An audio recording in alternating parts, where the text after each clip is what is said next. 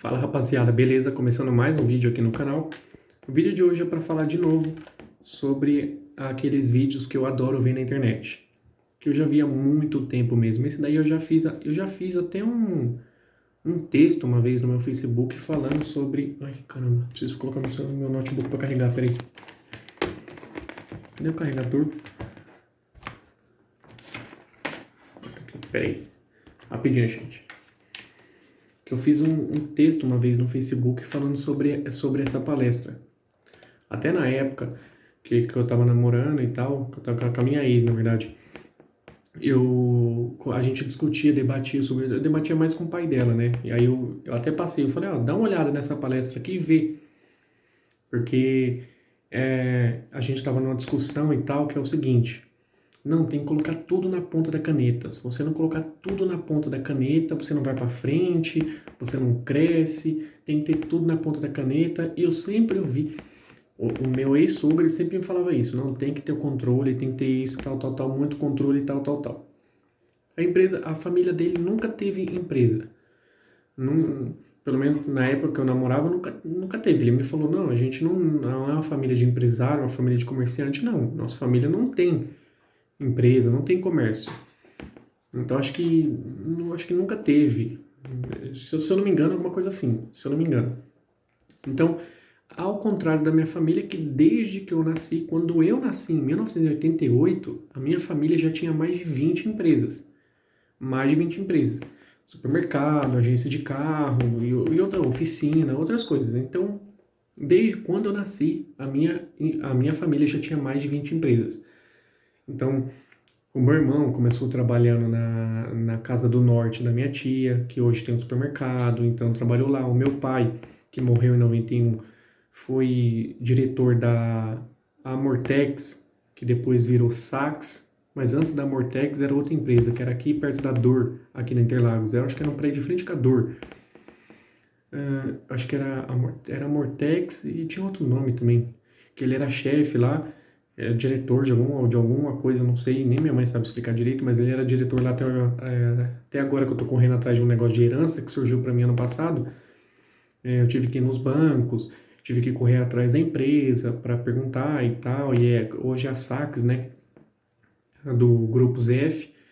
Então minha mãe trabalhou lá, várias tias minhas trabalharam lá. Então a gente vem de uma família assim. E é o seguinte, esse é um vídeo que eu assisti há muito tempo. Tá, eu vou falar, não vou nem falar do vídeo por enquanto, eu vou contextualizar.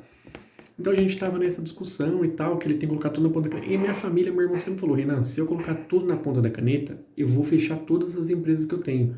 Porque se eu colocar tudo na ponta da caneta, por exemplo, vamos pegar ponto de equilíbrio, vamos fazer lá o break-even lá, né? Acho que é o ponto de equilíbrio. Aí você vai fazer, eu aprendi a fazer isso na IMB Morumbi. Comecei a fazer ponto de equilíbrio.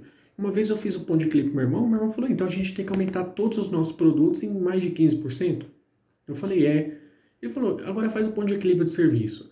Aí pega a hora, na época de oficina, pega a hora do elevador parado, hora do elevador trabalhando.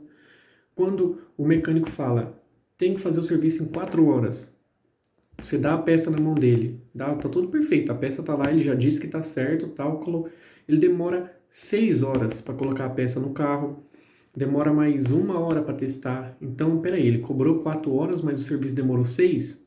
Como é que você faz com essas 2 horas a mais? O que você, dono de oficina, faz? O que você, mecânico, o que deve fazer? Deve abater da comissão? Deve abater em porcentagem? Quanto de porcentagem deve abater no faturamento? Deve abater no lucro? Como deve abater? Quanto deve abater? Onde abater? Então, tem muitos fatores.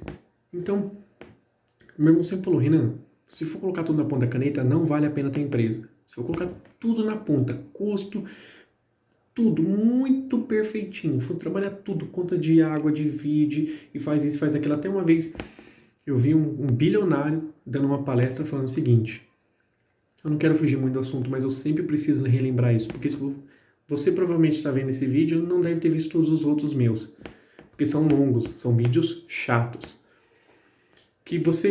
O governo ele dá para algumas pessoas no Brasil 27 auxílios. 27 auxílios. diferente. Bolsa Família, Bolsa isso, Bolsa tal, vai dando 27 auxílios. O Congresso, se não me engano, o Congresso, o Senado, essas coisas do governo custa 2 trilhões, um pouco mais de 2 trilhões de reais por ano. Então você banca político. Então 2 trilhões custa.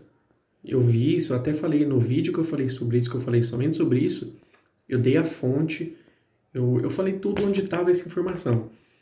Então custa mais 2 trilhões. Aí você tem que pegar as pessoas que trabalham para você fazer uma meta justa, uma meta honesta. Você pega a quantidade, milhões de brasileiros que trabalham, os que contribuem, né? Os que contribuem, não os que recebem. Porque aposentado também contribui. Aposentado ele recebe e ele coloca de novo no mercado. Ele vai e gasta dinheiro. Então, mas não é considerado trabalhador. Então vamos considerar trabalhador. Vamos considerar aquele CLT ou PJ, né? Que trabalha ali PJ ou CLT. Vamos lá. Pega todos os milhões, pega tudo que custa 27 bolsas, mais os 2 trilhões, divide pela quantidade de pessoas trabalhando, trabalhadoras, e você vai ter um valor.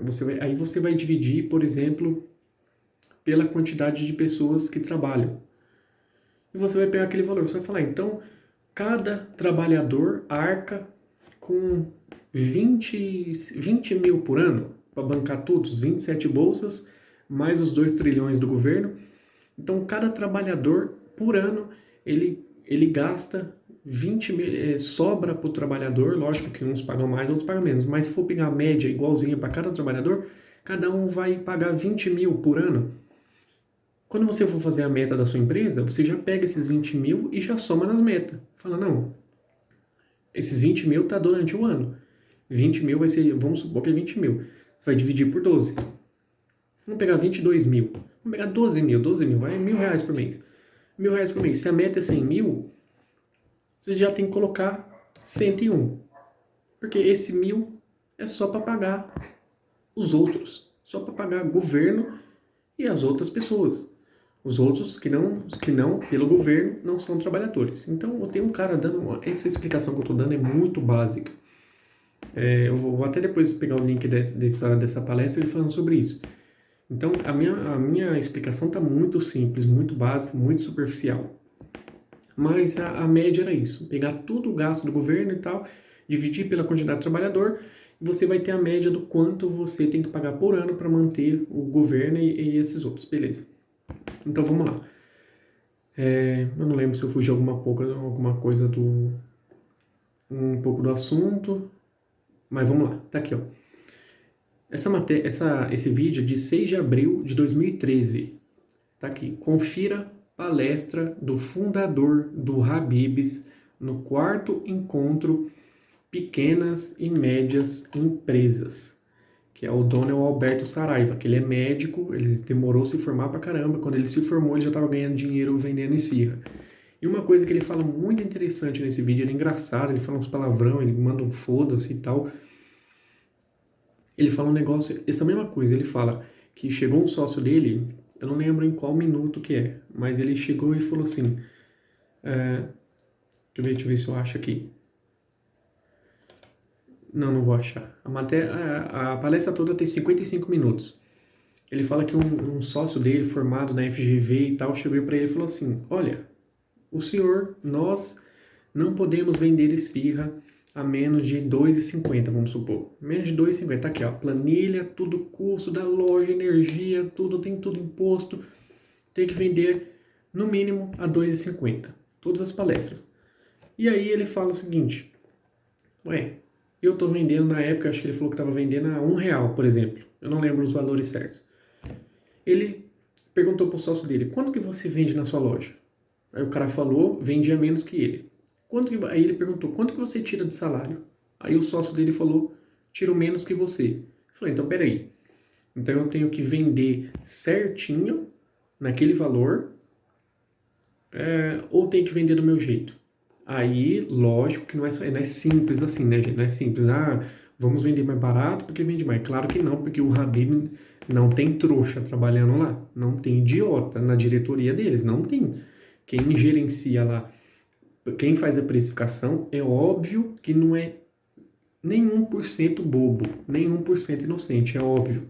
Senão a empresa não cresceria.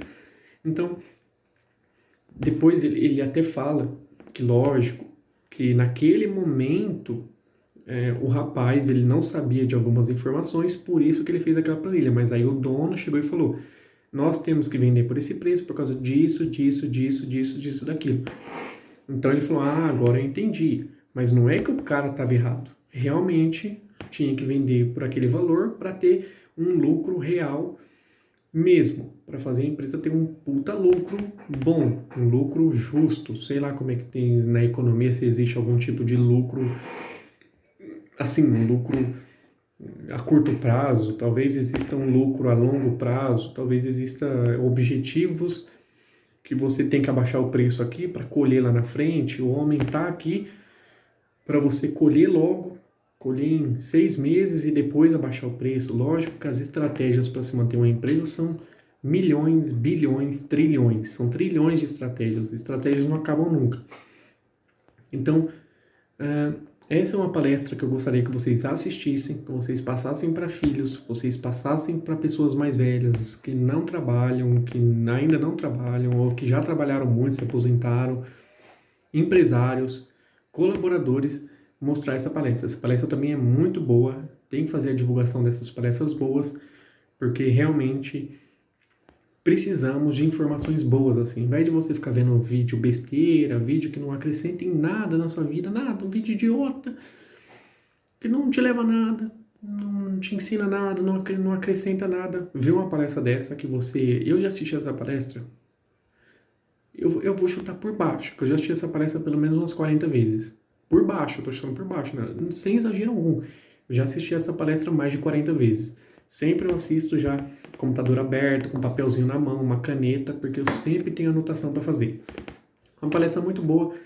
Assistam, que vocês não vão se arrepender. Não vão mesmo. Vai ser 55 minutos muito bem gastos na vida de vocês, tá bom? Então é nóis, tamo junto, um abraço, até a próxima e fique com Deus.